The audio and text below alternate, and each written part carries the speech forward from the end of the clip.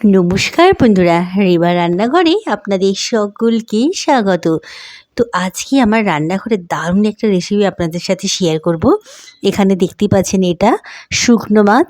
এই শুকনো মাছ দিয়ে এই টেস্টি রেসিপিটা খুবই ভালো লাগবে। তো কিভাবে আমি বানাবো এটাই শেয়ার করব আপনাদের সাথে।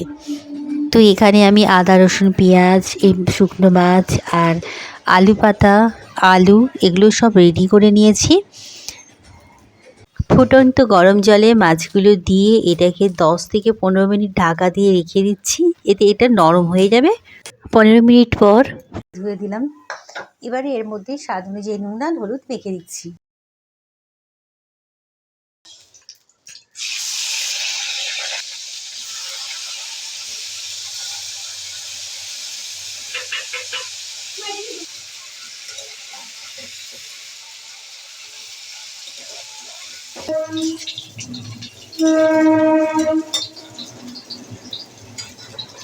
একদম ভাতটা ভাজা হয়ে গেছে সুন্দর করে।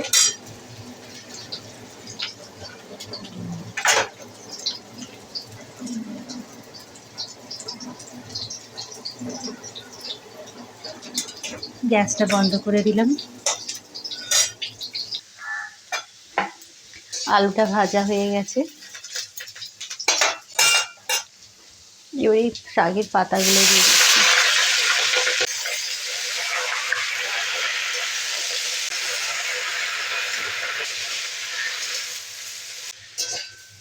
খুব সুন্দর আলুটা আর শাকটা ভাজা হয়ে গেল। এটাকে তুলে নিয়ে এদিকে এই কড়ার মধ্যে যে মাছটার মধ্যে দিয়ে দিচ্ছি। মশলাটা কষিয়ে নিচ্ছি, তেল দিয়ে দিলাম রসুন। রসুনটা ভাজা হতে হতে আমি এবারে এখানে কিছুটা মশলা বেটে নিচ্ছি, কাঁচা লঙ্কা, আদা আর দিয়ে দিচ্ছি একটু জিরে, ধনে, এগুলো দিয়ে আমি বেটে নেব। রসুন ভাজা হয়ে গেছে, পেঁয়াজটা দিয়ে দিলাম। পেঁয়াজটাও এরকম লাল লাল করে একটু ভেজে নিতে হবে। এই রেসিপির মধ্যে আদা রসুন পেঁয়াজ একটু বেশি লাগে, কি হয় এতে দারুণ লাগে খেতে। আর দিয়ে দিয়েছি 3-4টে টমাটো।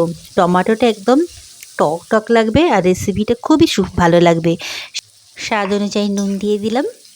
নুন দিয়ে টমাটোটার সাথে একটু ভাজা করে নিচ্ছি। এরপরে আমি দিয়ে দেবো মশলা বাটাটা দিয়ে আমি এখানে কিছুটা মশলা, যেমন এখানে নিয়ে নিয়েছি দেখুন বন্ধুরা, হলুদ, নুন আর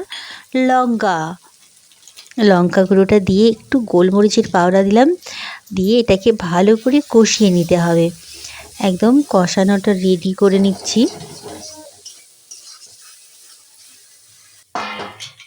এবারে মশলা কষাটা এখানে এই আলু পাতার মাছের মধ্যে দিয়ে এটাকেও আরও 5 মিনিট এভাবে নাড়াচাড়া করতে হবে।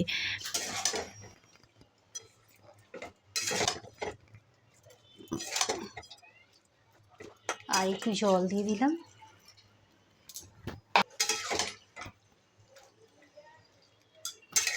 এটা ফুটে উঠেছে আর এদিকে আমি ফুলকপিটা ভাজা করে নিয়েছি।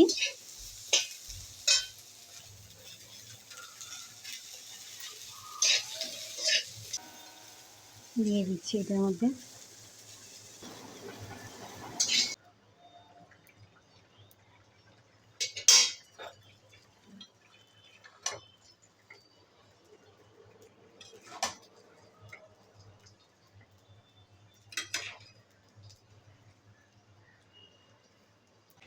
ঢাকা দিয়ে গ্যাসটা একদম কম করে দেবো।